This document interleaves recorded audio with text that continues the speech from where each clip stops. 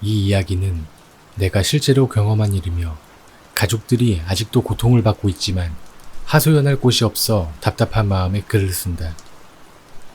나에게는 번개탄으로 극단적인 선택을 한 형이 있다. 형은 출소 후 히키코모리처럼 살았는데 전과자라는 멍해 때문에 일도 결혼도 하지 않고 방에 틀어박혀 지냈다. 평생 부모님과 함께 살았던 형은 방에 장식장을 두고 피규어를 수집하며 시간을 보냈다. 형의 방에는 섬뜩한 기분이 드는 붙박이장이 있었다. 가끔 형 방에 들어가면 형은 항상 장식장의 조명만 켜둔 채 어두운 방에 앉아 붙박이장만 멍하니 바라보고 있었다.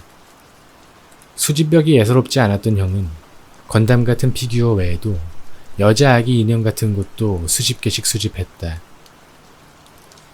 그런 수상한 인형들은 붙박이장에 숨겨두고 가족들에게 절대로 보여주지 않았다.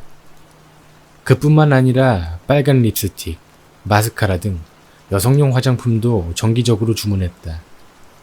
그런 행동들을 보면 형은 성충동 약물 치료에 후유증을 겪고 있는 것 같았다. 형에게 화장품을 왜 샀냐고 물어보자 형의 대답은 이러했다. 아, 인형들이 화장품 좀 사달라고 졸라서 그래.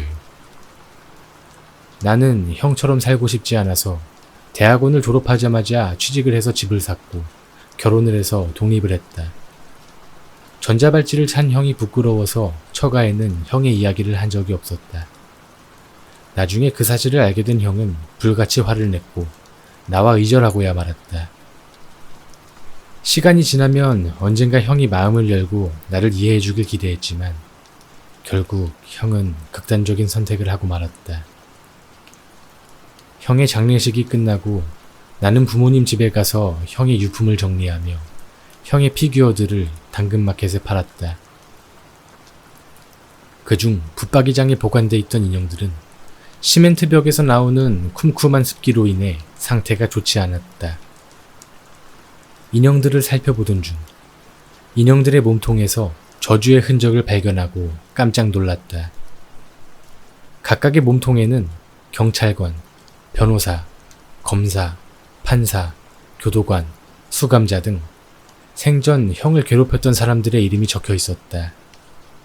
그리고 그 이름 아래 그들 자녀들의 다양한 사망 원인들이 나열되어 있었다. 나는 형의 극단적인 선택과 저주에 사용된 기분 나쁜 인형들을 보고 며칠 동안 침대에서 가위에 눌렸다. 결국 붙박이장에 보관된 인형들을 일일이 확인할 수 없어서 분리수거장에 다 내다 버렸다. 그런데 나를 도와주러 따라온 아내가 너무 마음에 드는 인형이 있다고 해서 집으로 가지고 왔다. 그게 불행의 시작이 될 줄은 꿈에도 몰랐다. 아내의 엽기적인 모습과 아내가 들려준 기괴한 이야기가 지금도 잊혀지지 않을 정도로 생생하다. 그날도 여느 때처럼 일을 마치고 집에 돌아와 보니 아내가 그 인형을 아기처럼 등에 업고 설거지를 하고 있었다. 아내가 손질을 했는지 등에 업힌 인형은 방금 머리를 감고 화장을 한 것처럼 꾸며져 있었다. 그런데 인형의 옷은 빨지를 않아 먼지와 곰팡이에 찌들어 있었다. 아직 아이를 키울 형편이 되지 않아 아내에게 딱한 마음이 들어 식탁에 앉아 물었다. 아니, 쓸쓸하면 강아지나 키우면 되지. 왜 인형은 등에 업고 있어? 공공주택에서 강아지 키우면 민폐래. 그리고 나 동물 같은 거 싫어해. 근데 인형 꾸며놓은 거 보니 손재주가 보통이 아닌데? 저 화장 지가 한 거야. 나는 인형이 스스로 화장을 했다는 아내의 능청스러운 농담에 어색하게 웃으며 방으로 들어갔다. 침대에 누워서도 자꾸 신경이 쓰여서 뒤척이다가 방에 들어온 아내에게 물었다. 근데 인형 몸에 그거 사람들 저주하는 걸지도 모르는데 안 무서워? 그러자 아내는 인형에게 조용히 하라고 하듯 쉿 하면서 화장대 서랍에 넣은 뒤 내 귀에 대고 속삭였다. 제가 그러는데 자긴 괜찮대. 아내의 말에 오싹함이 느껴졌지만 아무렇지 않은 척하면서 아내가 잘 때 그 피규어를 몰래 버려야겠다는 생각이 들었다. 나는 아내가 자는 것을 보고 침대에서 일어나 화장대 서랍 속의 인형을 꺼내 거실로 가서 불을 켰다.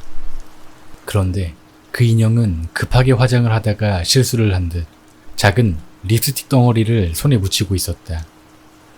몰래 베란다에 가서 종량제 봉투를 찾는데 갑자기 불이 켜졌고 뒤를 돌아보니 아내가 나를 노려보며 다그쳤다.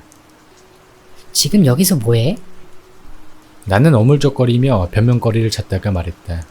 아, 그게 인형 옷이 더러워서 세탁기 돌릴 때 같이 넣으려고. 내가 더러운 건 못 참잖아. 그리고 자연스럽게 인형의 옷을 벗겨 세탁기에 넣으려고 하자 아내가 필사적으로 인형을 뺏으며 말했다. 거기 네 이름 적혀있단 말이야. 며칠만 참으면 심정지 오니까 냅둬. 그 말을 듣고는 등줄기가 서늘해졌고 더 이상 집에 있는 것이 무서워서 바로 집을 뛰쳐나와 모텔방을 구했다. 그리고 나를 저주할 만큼 미워했던 형을 원망하게 되었다. 지금 나는 이런 일들로 배우자의 귀책 사유가 인정이 되는지 변호사들과 상담하고 있다. 마지막으로 배우자의 저주로 이혼하신 분이 계시면 댓글로 어떤 조언이라도 해주시면 정말 도움이 될 것 같다.